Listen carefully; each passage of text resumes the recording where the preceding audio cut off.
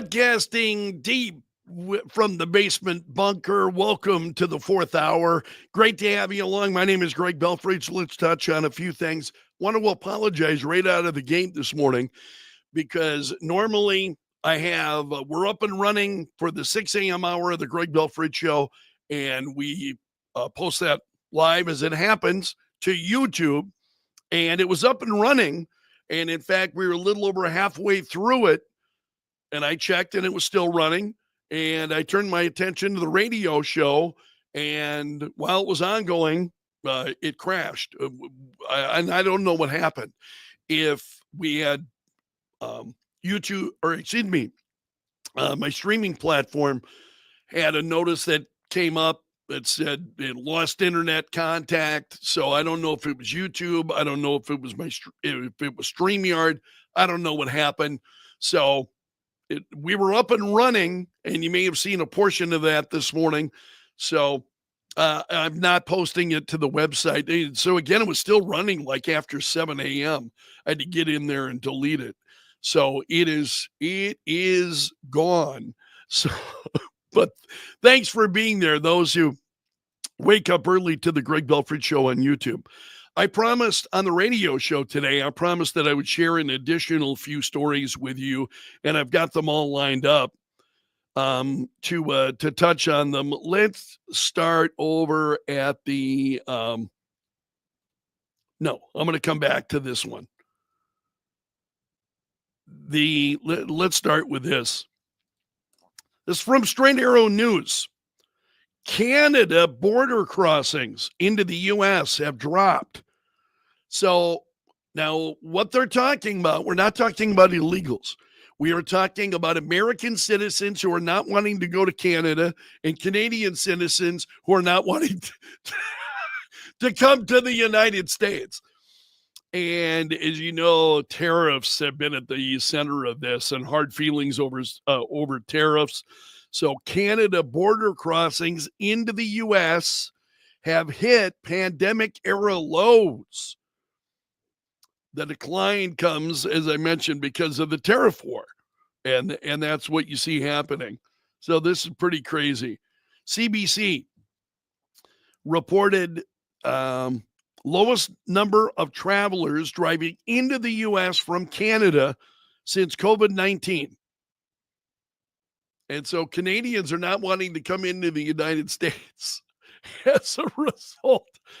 Yeah. It'll be interesting to see as to whether or not then, because initially I had, my suspicion was that it would be the same for Americans. And this story doesn't say that. It's just that the number of Canadians that are coming into America has dropped, and it's all because of the tariffs. And you know the hard feelings that we have seen as a result of that. Okay. Also this morning, let's go back to Straight Arrow News again. You've got Tesla owners who are being targeted in a doxing campaign. There's a website called DogeQuest, and they're posting personal details of Tesla owners. And there's a map, and they threaten to keep the information up until these people sell their Teslas. This is crazy. Can we agree that this is craziness that's going on? So it's not only Tesla owners, dealerships, charging stations, they've all been targeted by vandals. Now we have got the locations, the personal information of Tesla owners being shown on a map, including an image of a Molotov cocktail as the cursor. Yeah, that's real productive stuff. It's really inspiring, isn't it? These people are nuts. I mean, this is like just off the rails, crazy stuff that we see happening because just the animosity toward Tesla, which really is animosity then toward Elon Musk. And not only then animosity toward Musk. It's every Tesla owner. If you dare to buy a Tesla, how dare you? As Greta Thunberg said, how dare you? Buy a Tesla. You got to target these people. This is just what is going on. This is what the left represents in our country. This kind of stuff. It's insane. I mean, it's absolutely incredible. And I have to admit, I have pondered, how do we find ourselves? How have we gotten to this point? And it's been a long time in the making. As I remember over 20 years ago, we were on vacation at the time. I was married at that time. My first wife, and we had gone up to visit her and vacation, spent about a week with her family.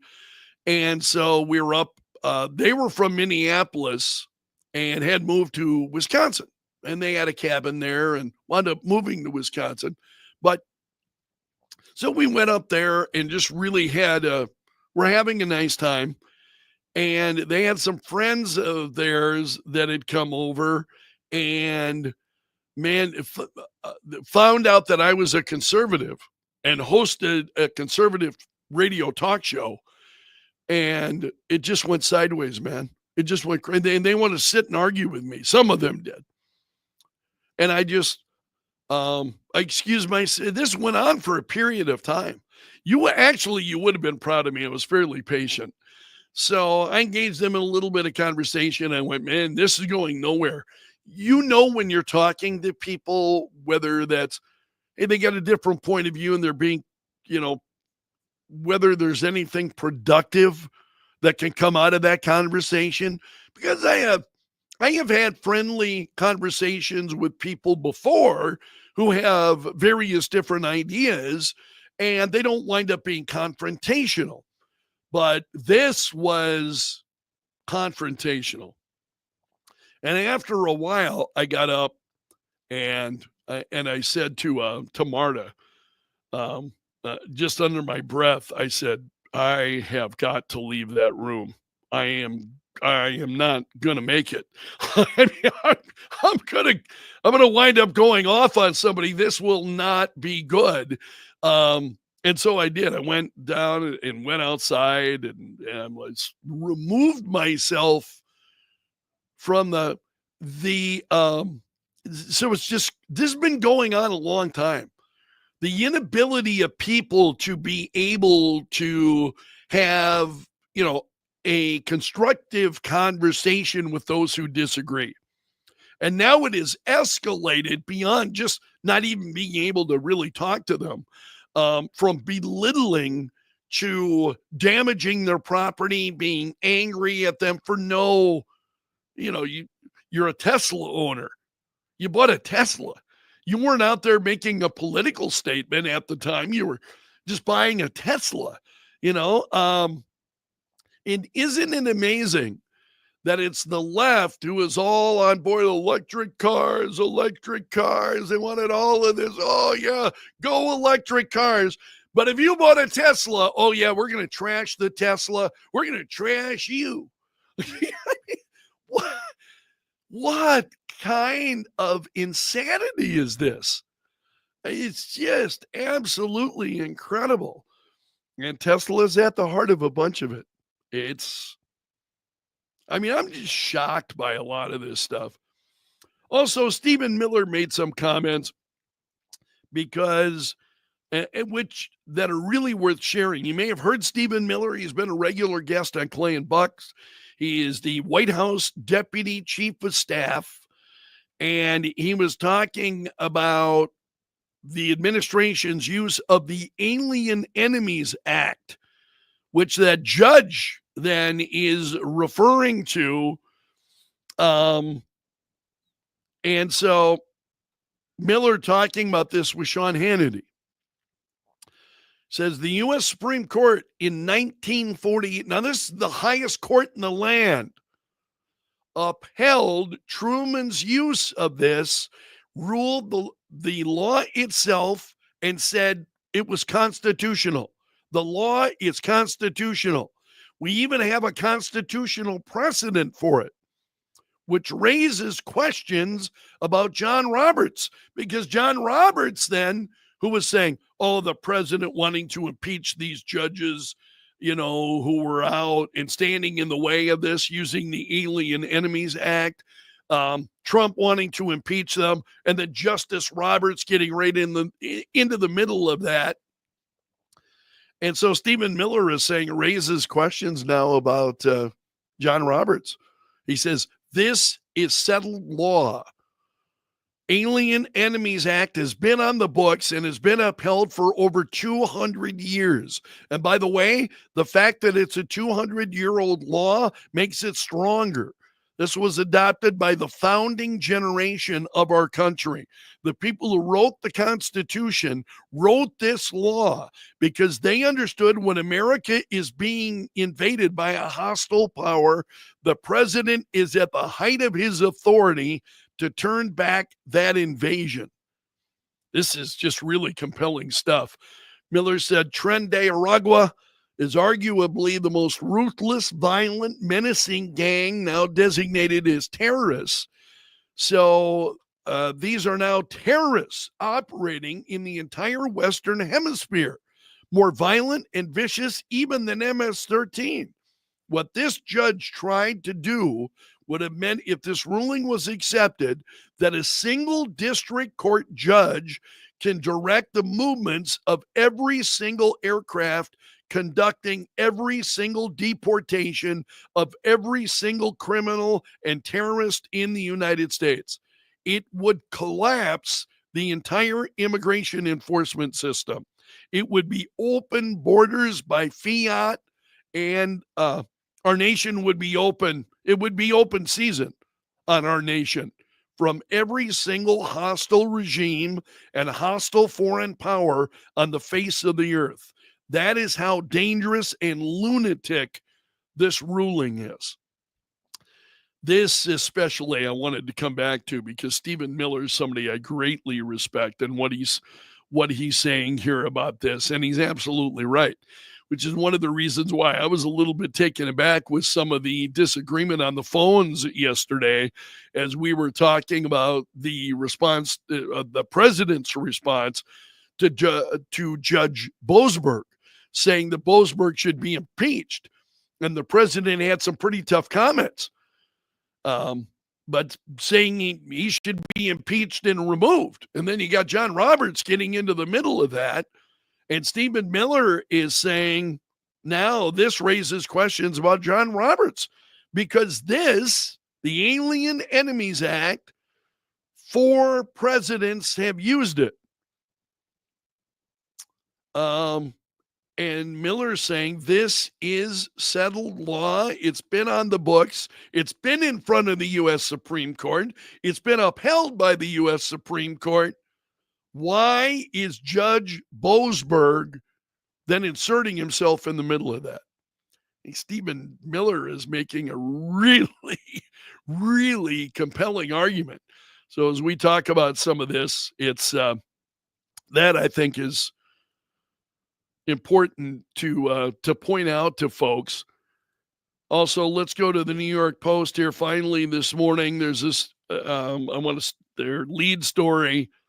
How Trump finally nailed an illegal immigrant activist touted by Time magazine who used churches to evade ICE for years. And you see her here in chains, handcuffs. She has been captured. But this is the story that I wanted to share with you. This is a Washington State mayor.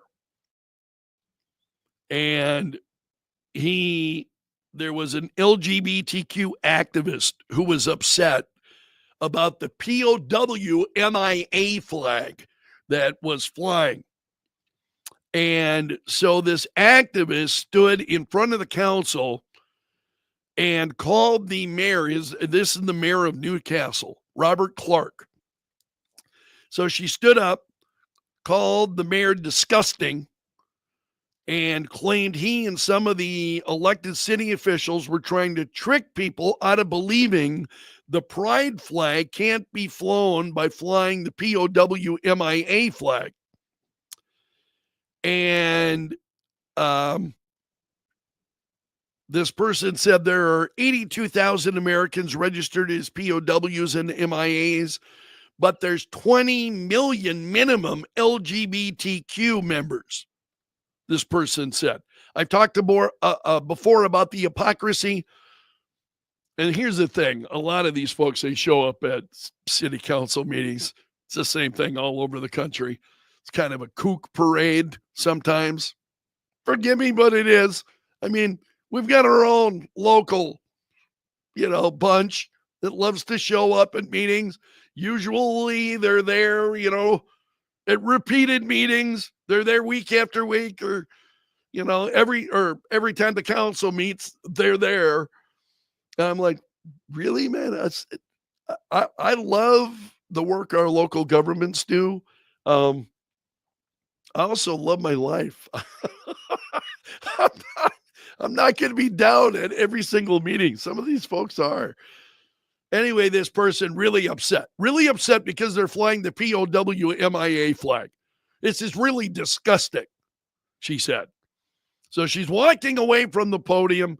She said the council and the mayor should be ashamed of their decision. So she's walking away, and the mayor went off. And I love this.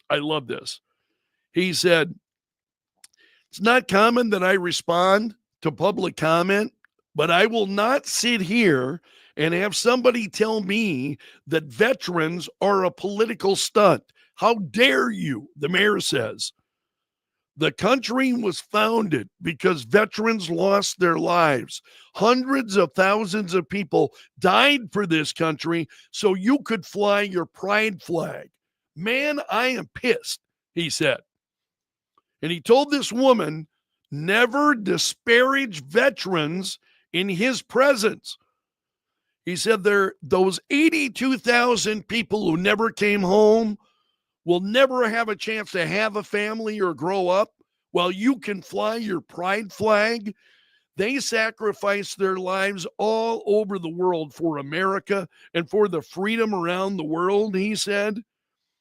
He said that, he has tolerated these comments. So this woman apparently is a regular. So he's heard from her before. He's heard the stories before. And he at this point now, he's just had his fill. So he said he tolerated her comments in person and on Facebook, claiming that they're always on the attack and they're libelous. And he said, you probably can't help yourself, but don't ever disparage veterans in front of me, he said. And at that point, he shut it down. He said, we're done. Wow. He spoke more on this. And actually, this was a few months ago. This was last summer. He said, if we start raising flags, then we've got to raise everybody's. Do you want a Hamas flag flying over the city of Newcastle or a MAGA flag? How about a Trump flag or an Antifa flag? We're not going there, folks, he says. We're flying the American flag. And again, you can see the photo here, the American flag and the POW flag.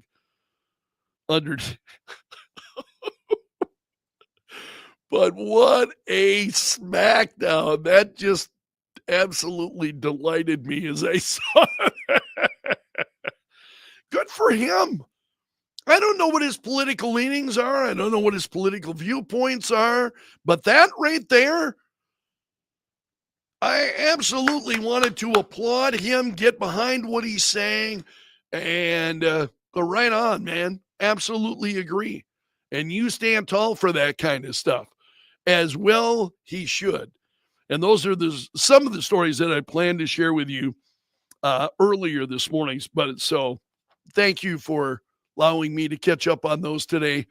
during the fourth hour. And that's going to be a wrap from the bunker, my friend. Big thanks to my gallery of champions. That's it. I am out of here. See you again soon.